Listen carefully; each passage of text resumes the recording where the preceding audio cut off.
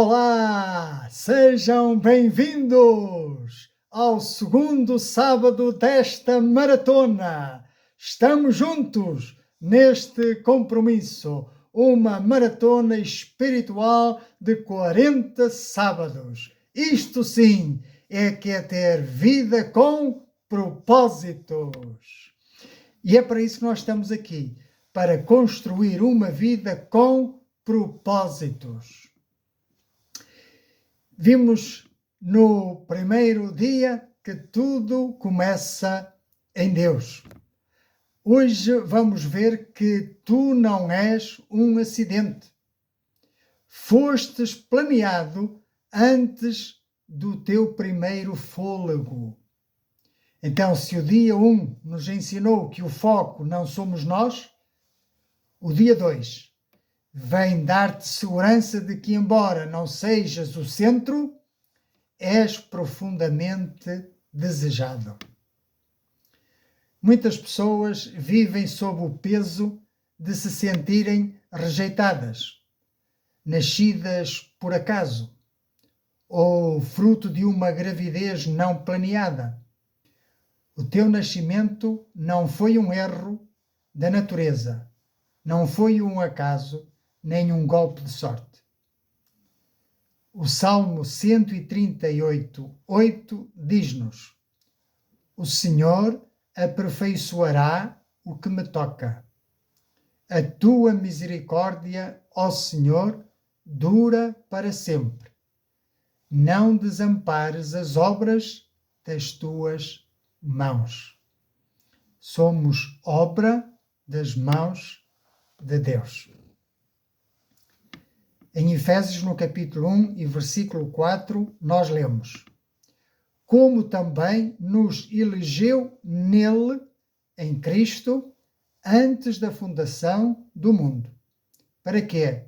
Para que fôssemos santos e irrepreensíveis diante dele em amor. Refleciona comigo. Antes de Deus criar o universo, Ele já tinha o teu nome na mente.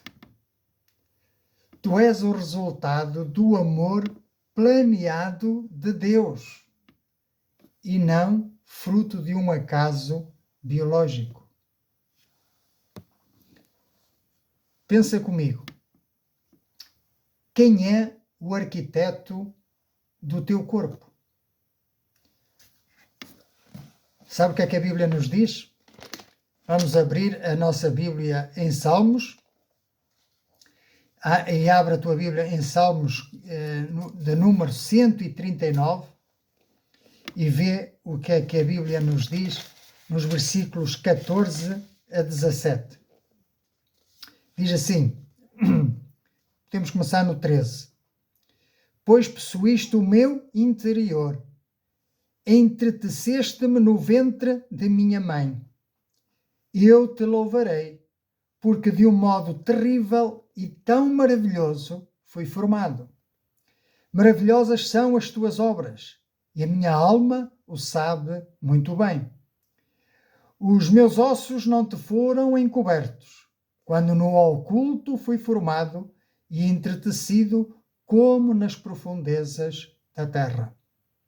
Os teus olhos viram o meu corpo ainda informe.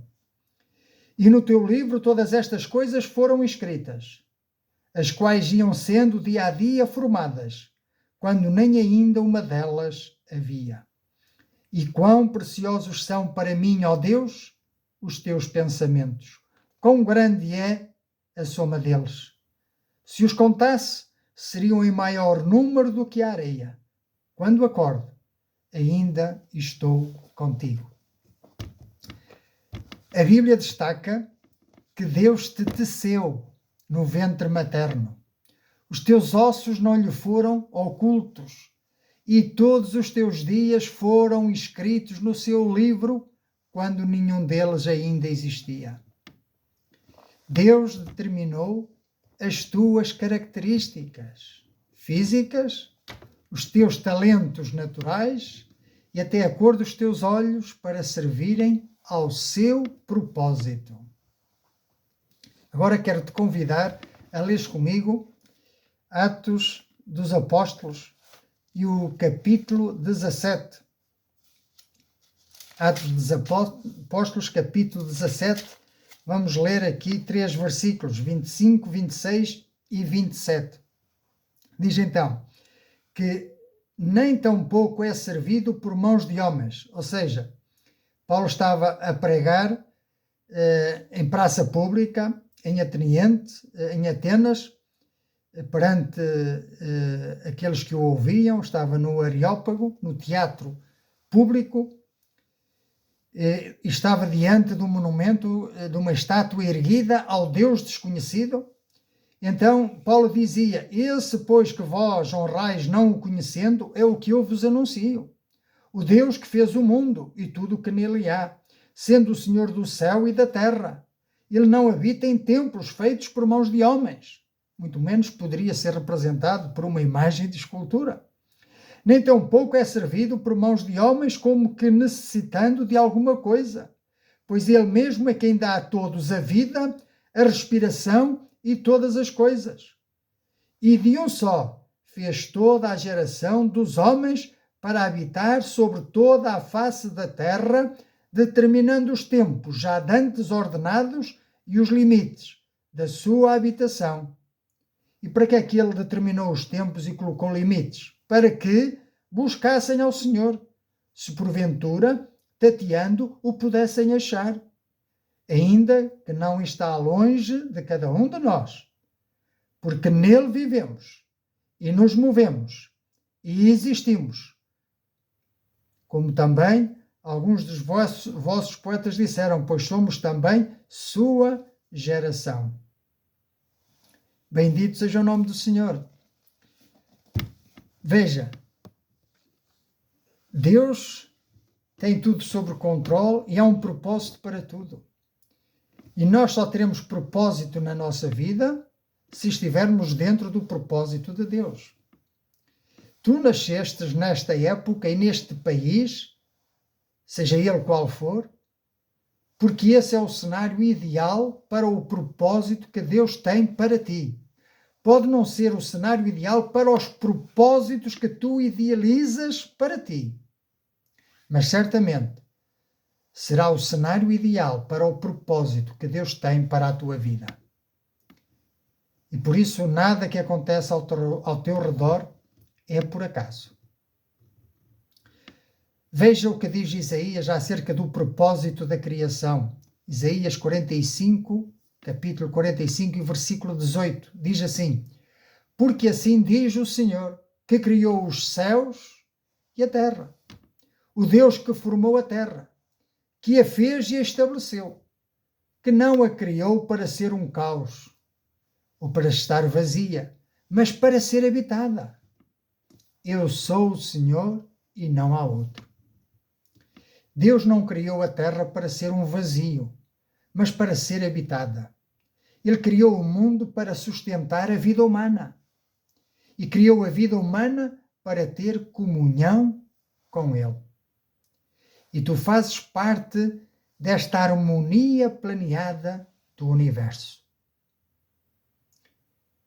Se não entendes este propósito do Criador, certamente tu vives deslocado, vives desfocado, vives fora da realidade. Eu quero dizer que a realidade espiritual é mais forte, mais viva do que por vezes a realidade física, que às vezes é ilusória. E por isso devemos começar por dar primazia àquilo que é o propósito de Deus, focar-nos naquilo que é o propósito do Criador e saber o que é que o manual do fabricante diz a nosso respeito e a respeito da vida, a respeito do futuro, pois este manual fala-nos não só do passado, mas fala-nos do presente e fala-nos do futuro. Tiago, no capítulo 1 e versículo 18, diz o seguinte. Voltamos ao manual. Não vos enganeis, meus amados irmãos. Toda a boa dádiva e todo o dom perfeito vêm do alto, descendo do Pai das luzes, em quem não pode existir variação ou sombra de mudança. Pois, segundo o seu querer, ele nos gerou pela palavra da verdade, para que fôssemos como que as primícias das suas criaturas. Este texto é muito profundo e tem uma verdade espiritual que precisas compreender. Aquilo que Deus quer fazer na tua vida é gerar-te de novo. No primeiro dia estivemos a ver que precisávamos renovar a nossa mente, fazer um reset. Agora o foco está que tu precisas nascer de novo. Deus quer fazer-te de novo. Não basta apenas restaurar os cacos partidos. Não, Ele quer fazer de novo. Ele quer que tu nasças de novo, que tenhas uma nova oportunidade. Então, segundo a sua vontade, Ele nos quer gerar pela palavra da verdade. A renovação da nossa mente é pela palavra e o novo nascimento é pela palavra, através da fé. Porque nada se obtém de Deus sem a fé, pois aquele que se aproxima de Deus precisa de crer que Ele o ouve e que é galardoador dos que o buscam. Então, Deus quer que nós nasçamos de novo, crendo na sua palavra. Então eu quero dizer que tu és desejado. O teu nascimento é um ato da vontade de Deus. Ele quer que tu nasças de novo para um propósito maior. Um propósito que é eterno, que não passa com o tempo. Bendito seja o nome do Senhor. Aleluia. Glória a Jesus. Olha, vamos ler aqui mais uma porção das Escrituras. Em Isaías, no capítulo 46, versículos 3 e 4, diz assim: ouvi-me, ó casa de Jacó, e todo o restante da casa de Israel. Vós a quem desde o nascimento carrego e levo nos braços desde o ventre materno. Até à vossa velhice eu serei o mesmo, e ainda até às cãs, os cabelos brancos, eu vos carregarei. Já o tenho feito. Levar-vos-ei, pois, carregar-vos-ei e vos salvarei. A quem me comparareis para que eu lhe seja igual? E que coisa semelhante confrontareis comigo? Não há coisa semelhante. O Senhor Deus carrega-nos nos braços. A questão é, queres vir para os braços do Senhor Jesus? Queres vir para os braços do Pai? Queres mudar de direção na tua vida? Este é o teu tempo, esta é a tua hora, esta é a tua oportunidade. Vamos lá, o primeiro quilómetro já passou, agora estamos a correr no segundo quilómetro desta nossa maratona, que está a ser entusiasmante. Aleluia! Bendito seja o nome do Senhor. Então, Deus afirma que nos carrega desde o ventre e promete que até à vossa velhice eu sou o mesmo e ainda até às cãs eu vos carregarei. O Deus que planeou o teu início é o mesmo que garante o teu sustento até ao fim. Não é maravilhoso? Bendito seja o nome do Senhor. E eu quero dizer-te que a razão de tu existires é porque Deus te ama. É porque Deus é amor. Nós temos um texto sagrado na Bíblia que é muito forte e que nos fala acerca do amor de Deus. Eu quero dizer-te que não é para brincadeira. Então, queres ver comigo em João? Abra a tua Bíblia na primeira carta do apóstolo João, capítulo 4, versículos 7. Fala sobre o amor de Deus. Amados, amemo-nos uns aos outros, porque o amor é de Deus. E qualquer que ama é nascido de Deus e conhece a Deus. Aquele que não ama não conhece a Deus, porque Deus é amor. Primeira carta de João, capítulo 4, versículos 7 e seguintes. Nisto se manifestou o amor de Deus para conosco. De que forma? Que Deus enviou o seu Filho unigênito ao mundo para que por ele vivamos, ou seja, crendo nele. Nisto está o amor, Não em que nós tenhamos amado a Deus, porque é que nós não amamos a Deus? Porque estávamos de costas voltadas. Mas em que Ele nos amou e enviou o seu Filho para propiciação pelos nossos pecados. O seu Filho veio para apagar os nossos pecados, para pagar o resgate da nossa redenção. Amados, se Deus assim nos amou, dando a sua vida, também nós devemos amar-nos uns aos outros. Como? Sacrificando-nos uns pelos outros. Ninguém jamais viu a Deus. Se nós amamos uns aos outros, Deus está em nós e em nós é perfeito o seu amor. Nisto conhecemos que estamos nele e ele em nós, pois que nos deu do seu Espírito. E vimos e testificamos que o Pai enviou o seu Filho para Salvador do mundo. Qualquer que confessar que Jesus é o Filho de Deus, Deus está nele e ele em Deus.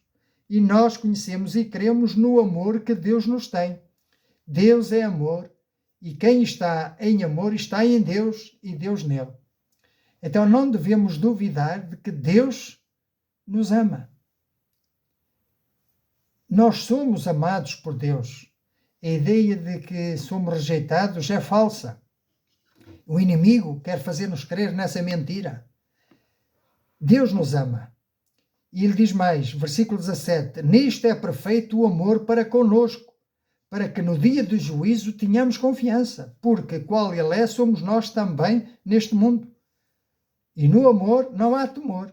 Antes o perfeito amor lança fora o temor, porque o temor tem consigo a pena e o que teme não é perfeito em amor. Ora, se nós estamos em paz com Deus, já não tememos a condenação eterna e sabemos que no dia do juízo seremos aceitos pelo Pai. Então já não temos temor, já não vivemos com medo, mas vivemos uma vida nova, cheia de esperança. Sabemos para onde vamos. Sabemos que fomos tirados do lamaçal do pecado, lavados e restaurados para uma nova vida em Cristo. Bendito seja o nome do Senhor. E por isso agora não há temor. Antes o perfeito amor lança fora o temor, porque o temor tem consigo a pena e o que teme não é perfeito em amor. Nós o amamos porque ele nos amou primeiro. E se alguém diz eu amo a Deus e aborrece o seu irmão, é mentiroso. Pois quem não ama a seu irmão ao qual viu, como pode amar a Deus a quem não viu? E dele temos este mandamento, que quem ama a Deus, ame também a seu irmão. Ora, esta nova vida que temos em Cristo é uma vida que nos leva a quê? A amar a Deus sobre todas as coisas e ao próximo como a nós mesmos. É uma vida que nos leva a ter paz com Deus. E nós não conseguimos amar o outro se primeiro não estiver em nós derramado o amor de Deus. Porque o homem por si mesmo deseja a vingança, a retaliação, odeia, tem inveja. Então precisamos que Deus mude a nossa vida, que nos dê uma nova natureza, um novo desejo para buscar as coisas que são de cima, o seu propósito, o seu plano, a sua vontade, que é a boa, agradável e perfeita vontade de Deus. Então Deus não criou a humanidade porque estivesse sozinho, mas porque quis criar alvos para expressar o seu amor. Sem nós, como é que Deus mostraria ao mundo o seu amor? Como é que ele se revelaria como amor? Mas através do Filho, através do sacrifício na cruz, ele se revelou como amor. O amor em pessoa. O amor traduzido em ações. Eu quero dizer que ele morreu por ti. Portanto, tu és também um alvo do amor de Deus. E se és um alvo do amor de Deus, tu tens valor para Deus. E tu não és um acidente nas mãos de Deus, mas há um propósito para ti em Deus. Resumindo este segundo dia, o teu nascimento não foi um erro, nem uma surpresa, nem um acaso, nem um destino. Podes não ter sido planeado pelos teus pais, mas foste certamente planeado por Deus. E ele não ficou surpreendido com a tua chegada, pelo contrário, ele aguardava com expectativa. Tu existes, meu amigo, porque Deus quis criar-te. Cada detalhe do teu corpo, a cor dos teus olhos, o teu temperamento e até os teus talentos naturais foram escolhidos a dedo pelo Criador para cumprir o propósito que Ele desenhou para ti. Por isso eu quero dizer que Deus escreveu cada detalhe da tua vida. Ele definiu o teu ADN, a época em que nascerias, onde viverias. Nada na tua constituição física ou genética é acidental. Em segundo lugar, foste criado por amor. Deus não precisava de ti, pois Ele não é solitário, mas Ele quis criar-te para seres o foco do seu amor. Tu és o objeto de afeição do Rei do Universo. Já pensaste nisso? E se Ele é o Rei do o universo foi feito para ti. Deus desenhou o ecossistema da Terra com uma precisão matemática astronómica apenas para que a vida humana, a tua vida, fosse possível. Bendito seja o nome do Senhor. Este Deus é maravilhoso, não é? Então, uma pergunta para meditar. Sabendo que Deus me criou com tal precisão e amor, que áreas da minha personalidade ou aparência ainda tenho dificuldade em aceitar? Se por acaso tens esse problema na tua vida, olha para Deus, Ele não te condena, Ele não te aponta o dedo. Ele não te critica. Portanto, Ele chama-te para vir aos seus braços, Ele ama-te. Ele ama-te demais para te deixar ficar como estás. Pensa nisto. Venha Ele, pois Ele tem uma vida transformada para ti. Precisas de nascer de novo, ser uma nova criatura em Cristo, com novos propósitos para a tua vida. Olha, eu quero dizer-te que a tua dignidade não vem do que fazes, mas de quem te criou. E lembra-te que a Bíblia diz que és obra das mãos dele. Tens um valor infinito. Em segundo lugar, deves aceitar que não és um acidente.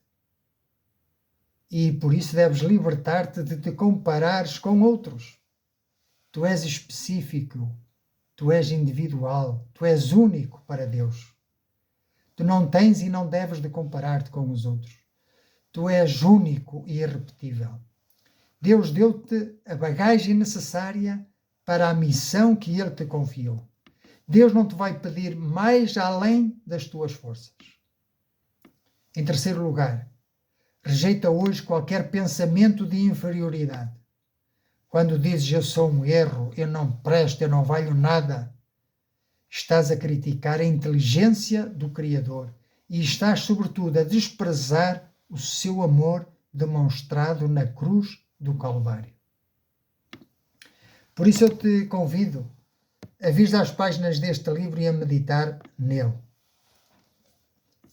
Pois ele te dará a luz a cada dia e para cada decisão que precises tomar. Então, uma tarefa prática que a partir de hoje podes implementar é que em vez de te criticares ao espelho, a autocrítica, cuidado, em vez disso, agradece a Deus por um detalhe específico da tua vida, seja um talento, uma característica física ou uma oportunidade. E permite-me também deixar-te um trabalho para casa. No primeiro dia nós ficamos de ler Efésios capítulo 1 e Colossenses capítulo 1, também lá alguns versículos. Hoje eu quero deixar para tu leres o Salmo 139. Ao longo desta semana eu te convido a leres o Salmo 139. E então, para terminarmos, vamos fazer uma breve reflexão, apenas 2 perguntas. Pensa como mudaria a tua autoestima se acreditasses plenamente que Deus planeou cada detalhe do teu ser com amor.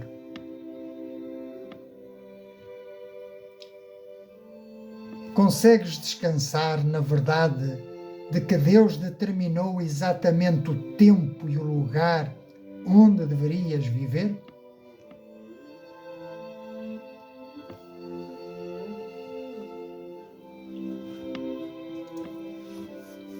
Tu podes ter vivido até hoje como se fosses um acidente, sem direção ou sem propósito. Mas o Pai está a chamar-te para casa. Ele não só te criou, como enviou Jesus para te resgatar, provando que tu vales o sangue do seu próprio Filho. Não importa o que o teu passado diz, o teu Criador diz que tu tens um lugar no seu reino. Por isso, se queres voltar para a casa do Pai, se queres entregar-lhe o comando da tua vida, se queres aceitar um novo propósito para a tua vida, se queres nascer de novo para uma vida nova, uma vida abundante, então eu te quero conduzir numa oração de entrega por fé e que seja sincera, que saia do teu coração ao Senhor. Então vamos orar juntos? Senhor Deus e Pai Celestial, obrigado por me teres planeado. Peço perdão por acreditar que a minha vida era um acaso, ou um erro, ou um fracasso. Mas hoje aceito a Jesus Cristo como o meu suficiente Salvador e único Senhor. E confesso-o como Senhor da minha vida, reconhecendo que Ele morreu para que eu pudesse viver o plano original que Tu tens para mim. Obrigado por esse amor demonstrado. Eu aceito esse amor. Eu quero desse amor derramado no meu coração para poder amar também os outros. Recebo a minha nova identidade de Filho de Deus. Em nome de Jesus. Amém. Amém. Graças a Deus. Fizeste esta oração, és um filho de Deus e estamos juntos nesta missão. Eu te aconselho a continuares a meditar na palavra de Deus. Não te esqueças, Salmo 139, e a falares com Deus através da oração. E vamos estar juntos, vamos reunir-nos com outras pessoas que tenham esta fé, para não nos isolemos.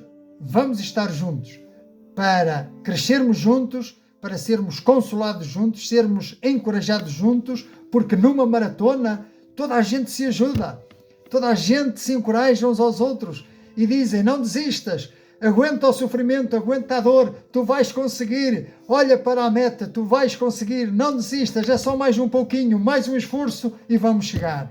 E com isto, já lá vai o 2º quilómetro da nossa maratona. Estás próximo para o 3º quilómetro?